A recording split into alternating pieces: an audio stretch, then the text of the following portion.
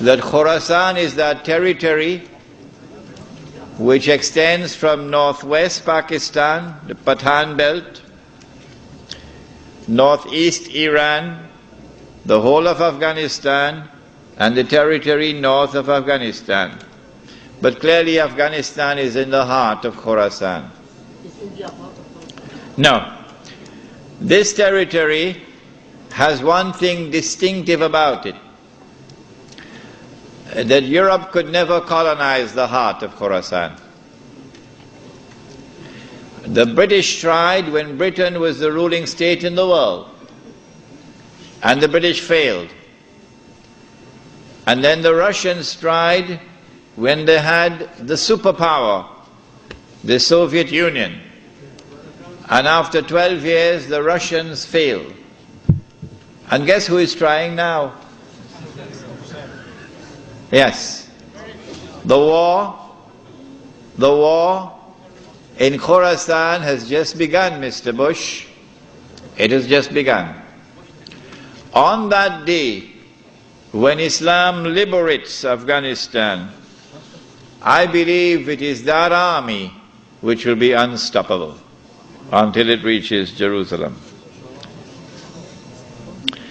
Please give us an alternative to citizenship, and it's shirk.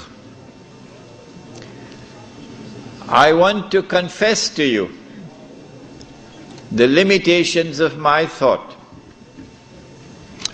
and that we must all collectively think. I can't do all the thinking. There are amongst you here tonight those who are better thinkers than I am and who will be able to extend my thought. Do not enter into citizenship where you have to pledge allegiance to a secular state, because that is direct involvement in shirk. But when citizenship is conferred upon you without your having to pledge any allegiance, you are born in a particular territory, then you have not entered into shirk because you have not pledged any allegiance.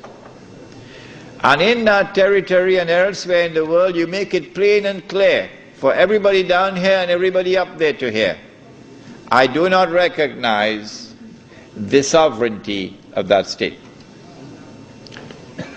If even with that state where you have citizenship, you are now denied citizenship, then you become what we were when we left Mecca and went to Medina. What were we? Yes, refugees. And there are many people in the world today who have refugee status. Probably some are here in this room tonight. In most of the Muslim countries nowadays, it is constitutionally mentioned that sovereignty is vested in the people of the country. So those who are living in the country, accepting the sovereignty, are they all in shirk? You can live in the country, you can be a citizen of the country without having ever pledged allegiance to the state and to its constitution. Yeah. Without ever having voted in an election. But I was told yesterday that in Australia, if you do not go and vote in the elections, you have to pay a fine. If I were here, I'd pay the fine. I'd pay the fine, yes. No, wait, we can't allow questions. Please write it down. No.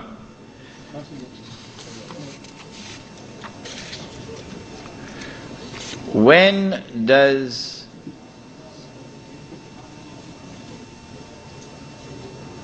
see if you can check that out for me. Did you say that the Mahdi is a Shia?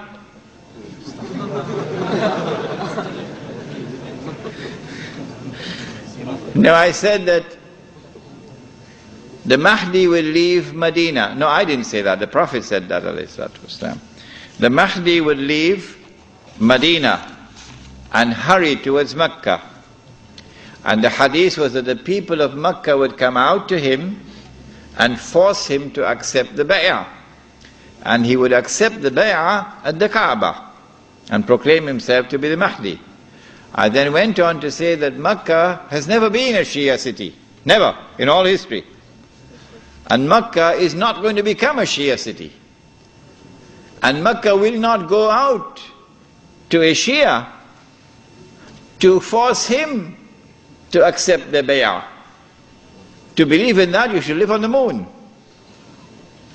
And therefore the Mahdi cannot be Shia.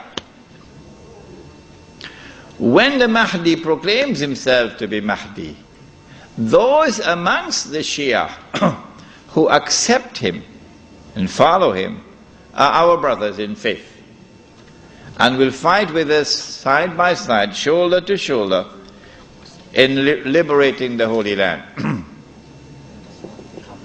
But when those amongst the Shia refuse to accept him as the Mahdi, they will no longer be recognized as our brothers in faith and will not fight with us shoulder to shoulder in order to liberate the Holy Land. When does one become a Muslim?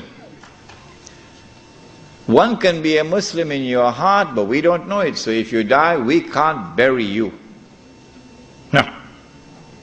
We can't bury you. We can't give you Salatul Janazah. Although you're a Muslim in your heart. Okay? We cannot perform the Salatul Janazah over you. The only time we can perform the Salatul Janazah over you is when you publicly declare yourself in the presence of witnesses that you are Muslim. Ashhadu an la ilaha illallah wa ashhadu anna Muhammad Rasulullah. Sheikh, concerning that question, just tell them what context. Right, inshallah. Sheikh Shadi is here and he'll take on that subject of the detention center, inshallah. What happened to the army from Isfahan? I know about the army from Khorasan. The hadith is that when Dajjal attacks Damascus, and the Imam is inside the masjid and Dajjal is outside, Dajjal will be followed by 70,000 Jews from Isfahan wearing their Jewish shawls. That is the hadith. What this hadith indicates is that the state of Israel would no longer be ruled at that time by the European Jews, but that rather Banu Israel, who today are second-class citizens in Israel, they call them the Arab Jews. Banu Israel would have taken over the state of Israel from the European Jews. But this has already started. Where's the evidence? The evidence is that last year sometime there was the election for the presidency. I think it was last year. And the European Jews put up the prince himself. Who is he? Shimon Peres. The prince himself of the European Jews. And Banu Israel, the Arab Jews, or the Sephardic Jews as they are called now, they put up a person whose name nobody ever heard before. Moshe Katsov or something like that. And guess what? Katsov is an Iranian Jew.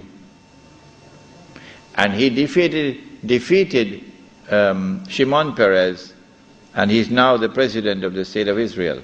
For the first time in its history, an important post in the government of Israel is held by a non-European Jew.